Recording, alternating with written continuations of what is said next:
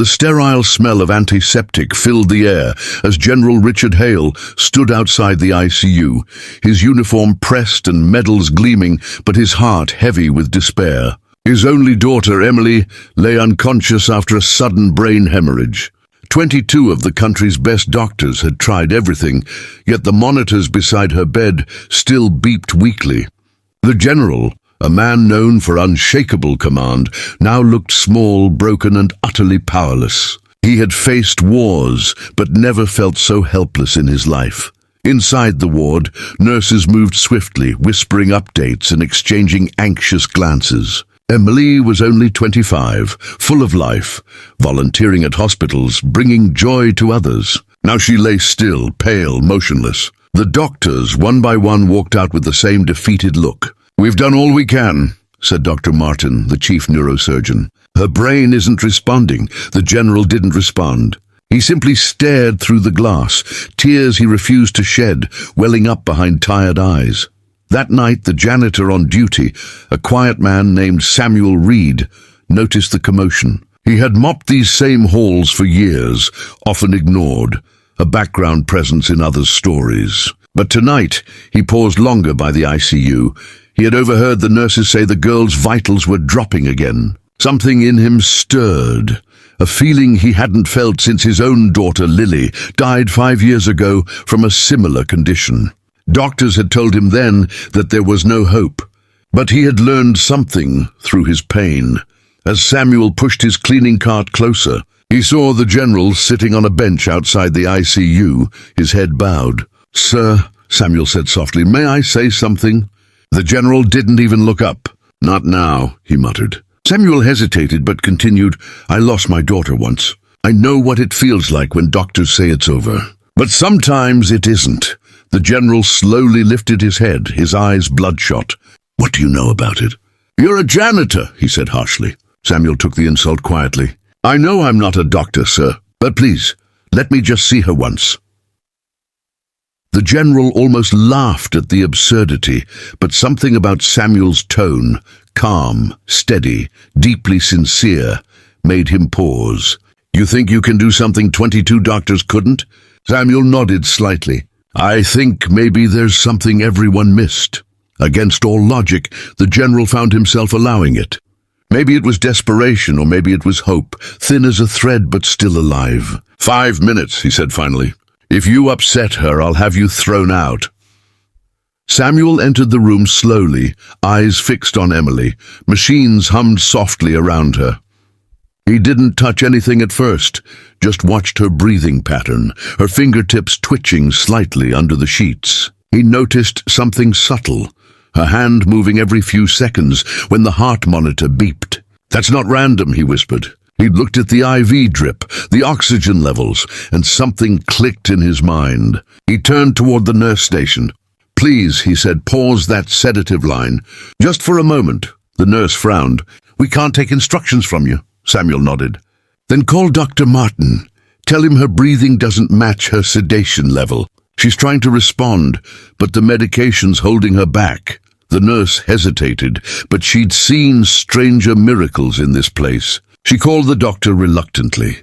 Dr. Martin arrived, irritated. "What is this nonsense?"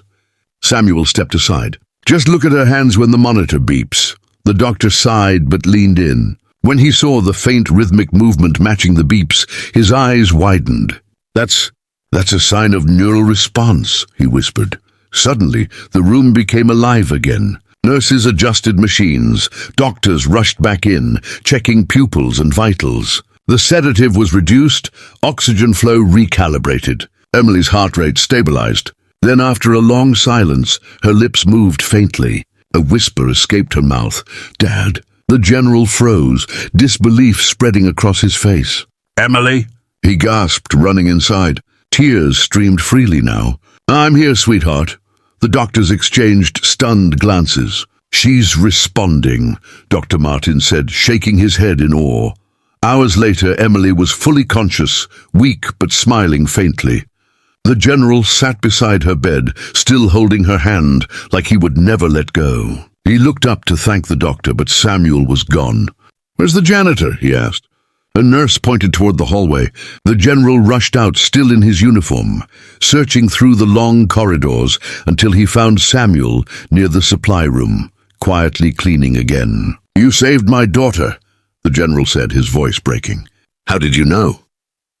Samuel smiled sadly. "When my daughter was dying, I read everything I could.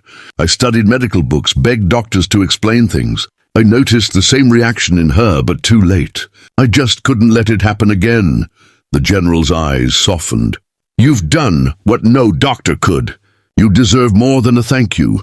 Samuel shook his head. "I don't need reward, sir. Just take care of her. That's all I ever wanted for my own child."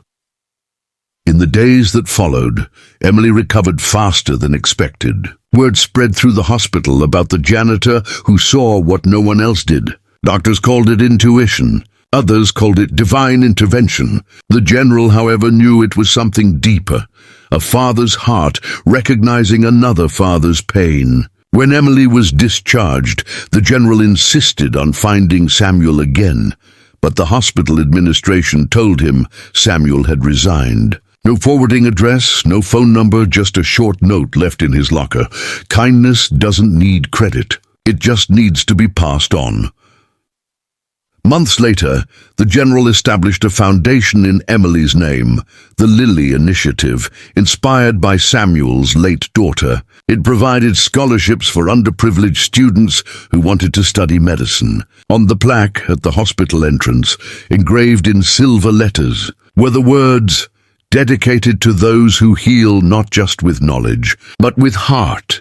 The general visited that plaque often, especially on quiet evenings. Sometimes he thought he saw Samuel's reflections smiling back at him through the glass. Emily, now fully recovered, joined the foundation and began volunteering in the same hospital. One night, while walking through the hallways, she found an old janitor's cart tucked away in storage. A single photo lay inside, a young girl holding a teddy bear, smiling beside Samuel. Emily placed her hand over it and whispered, "Thank you, Mr. Reed." Outside, rain began to fall, soft and cleansing. The city lights shimmered through the window, and somewhere beyond the noise of the world, the echo of one man's kindness continued to save lives, not through titles, not through medals, but through compassion. Because sometimes, miracles don't come from doctors or generals. They come from hearts that refuse to stop caring. And in that hospital where 22 doctors had failed, a janitor's simple word, "Stop," became the moment when hope breathed again.